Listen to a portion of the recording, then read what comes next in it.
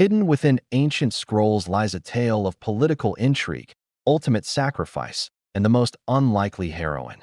She was an orphan, a queen, and a rebel, all at once. Discover how one woman's silent strength and profound belief challenged an empire and averted catastrophe, leaving a legacy that echoes through the ages. Esther's courage, a queen's unyielding faith. A story with many lessons.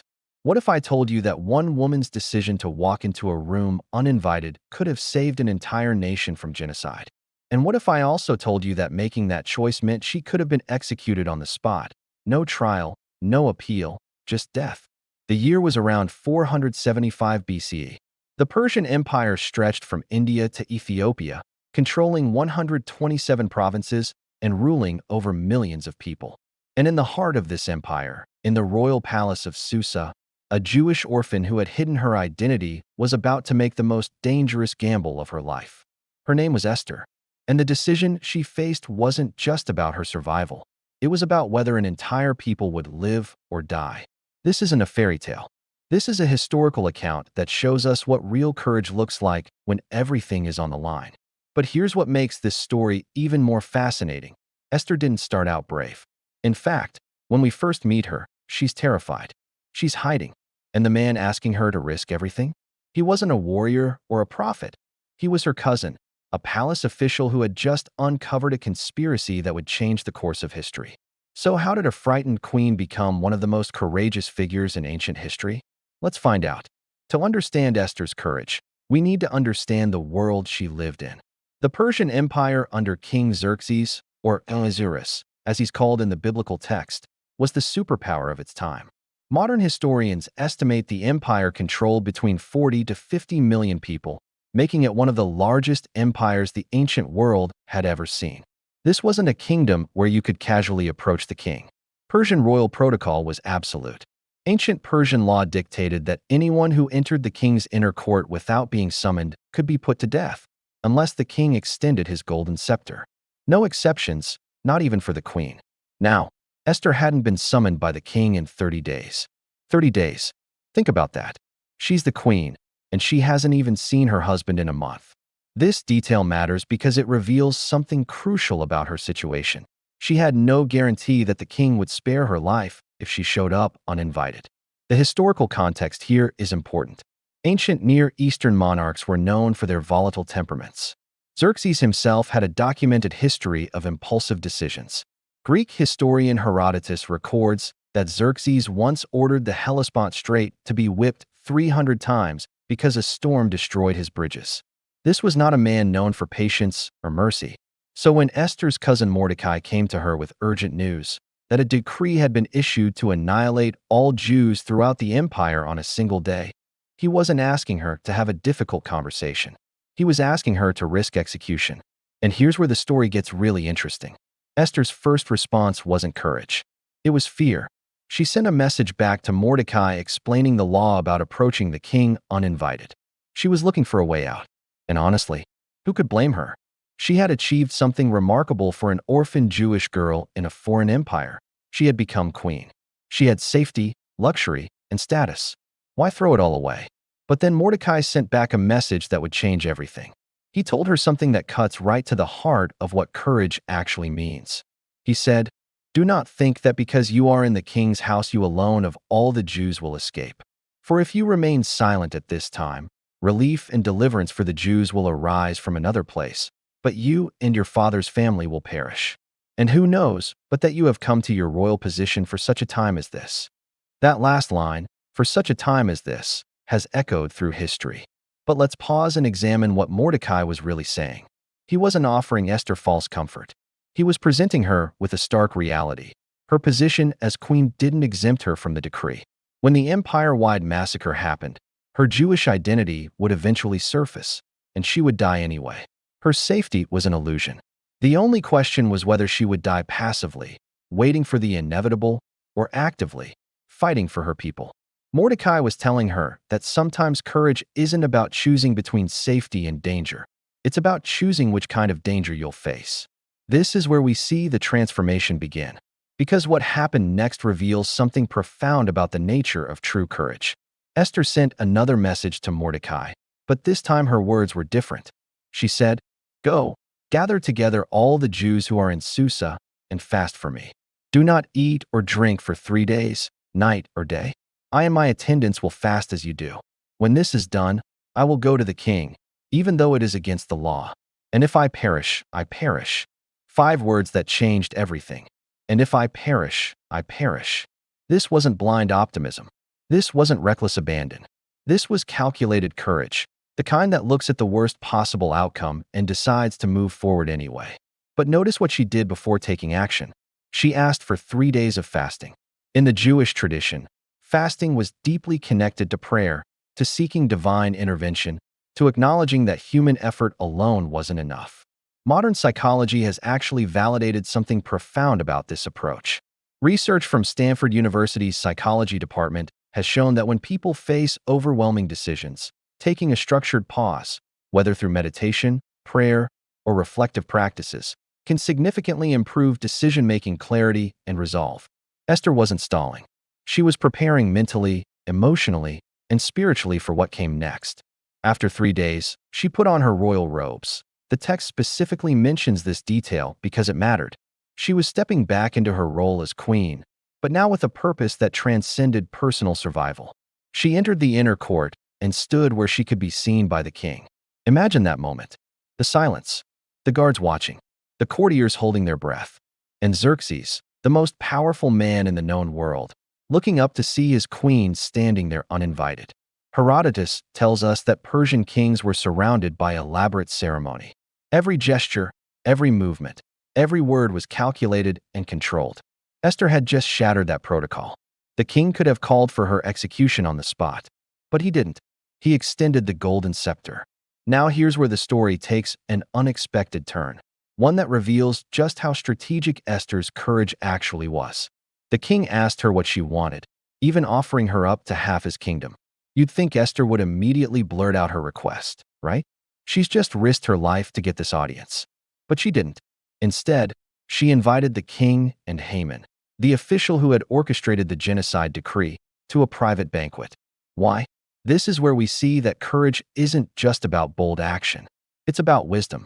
Esther understood something about human psychology that modern negotiation experts would recognize today. Timing is everything. Dr. Robert Cialdini, author of Influence, The Psychology of Persuasion, explains that people are more receptive to requests when they feel honored, when they're in a positive emotional state, and when they feel a sense of reciprocity. Esther was creating exactly those conditions. She was honoring the king with an exclusive banquet. She was putting him in a positive mood. And she was creating a sense of anticipation. Because even at the first banquet, she still didn't make her request. She invited them to a second banquet the following day. Can you imagine the tension building? The king is curious. Haman is flattered, thinking he's being honored. And Esther is waiting for the precise moment when her words will have maximum impact. Meanwhile, that night, something remarkable happened. The king couldn't sleep. So he ordered the royal chronicles to be read to him, essentially the official records of the kingdom. And in those records, he discovered something he'd forgotten. That Mordecai had once uncovered an assassination plot against him, saving his life, and had never been rewarded. This detail is crucial, because by the time of the second banquet, the king was already in a mindset of unpaid debts and justice. Esther's timing was about to prove perfect. At the second banquet, when the king again asked Esther what she wanted, she finally revealed the truth. She told him that she and her people had been sold for destruction, that a decree had been issued to annihilate them, and that she was pleading for her life and the lives of her people. The king demanded to know who was responsible, and Esther pointed to Haman, the man sitting right there at the table, the man the king had elevated to the highest position in the empire. The revelation was devastating. Xerxes stormed out in rage. Haman, realizing his fate was sealed, fell on Esther's couch begging for mercy. And when the king returned and saw Haman in that compromising position, his fury escalated. Haman was executed on the very gallows he had built for Mordecai, a 75-foot-high structure meant to make a public spectacle of the Jewish leader's death. But here's what's often overlooked in this story. Esther's courage didn't end with Haman's execution, because the decree to destroy the Jews was still in effect. Persian law was irrevocable. Even the king couldn't simply cancel a decree once it was sealed with his signet ring. So Esther had to go before the king a second time, uninvited again, to ask for a new decree that would allow the Jews to defend themselves. Think about that. She had already risked her life once. She had succeeded. She could have stopped there, but she didn't. Real courage isn't a single moment. It's a sustained commitment to doing what's right, even when it keeps requiring you to face danger. The king issued a new decree allowing the Jews to defend themselves against any who attacked them. And when the appointed day arrived, the 13th day of the 12th month, the Jews throughout the empire successfully defended their lives. The historical book of Esther records that they struck down their enemies while no one could stand against them, because the fear of the Jews had fallen on all the peoples. This isn't a story about revenge. It's a story about survival against genocide. It's about a people who, because of one woman's courage, were given the chance to fight for their lives instead of being slaughtered without resistance. So what do we learn from Esther's story? What makes her courage so relevant, so powerful, even 25 centuries later? First, real courage acknowledges fear. Esther didn't pretend to be fearless.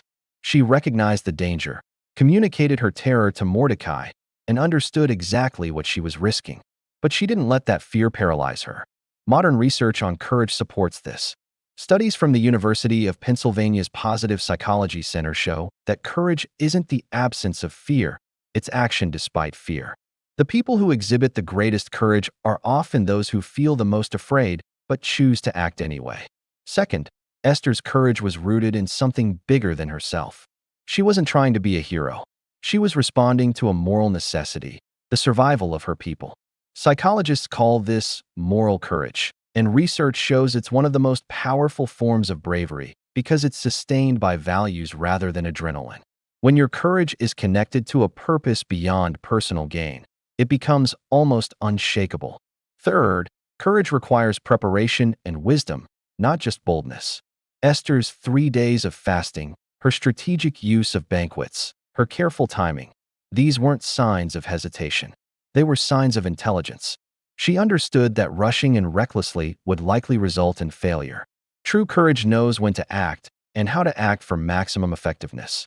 And finally, Esther's story reminds us that sometimes courage means using whatever position or platform you have, even when you didn't ask for it. Esther didn't choose to be queen. She didn't choose to be in a position where she could make a difference. But when the moment came, she recognized that her unique position carried unique responsibility. Mordecai's words echo through time. Who knows but that you have come to your royal position for such a time as this? The Jewish holiday of Purim commemorates these events every year.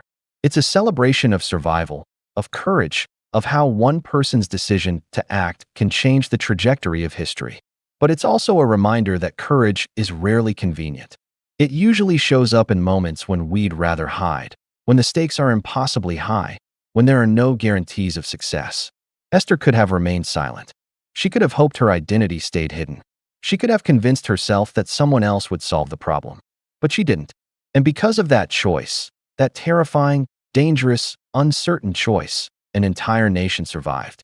Your circumstances might not involve empires or decrees, but they might involve a moment when you're called to speak up against injustice, to stand up for someone who can't defend themselves, to risk your comfort or reputation for what's right. In those moments, remember Esther, the orphan girl who became a queen, who walked into the inner court knowing she might die, who looked at the worst-case scenario and said, "If I perish, I perish." That's the kind of faith that doesn't guarantee outcomes, but guarantees integrity. That's the kind of courage that changes the world. And that's the legacy of a queen whose unyielding faith reminds us that sometimes the bravest thing you can do is take the next step, even when you can't see the end of the path. Because courage isn't about knowing you'll survive. It's about deciding that some things are worth the risk. Thank you for watching. Subscribe, like, comment, and share for you to enjoy more of these epic stories.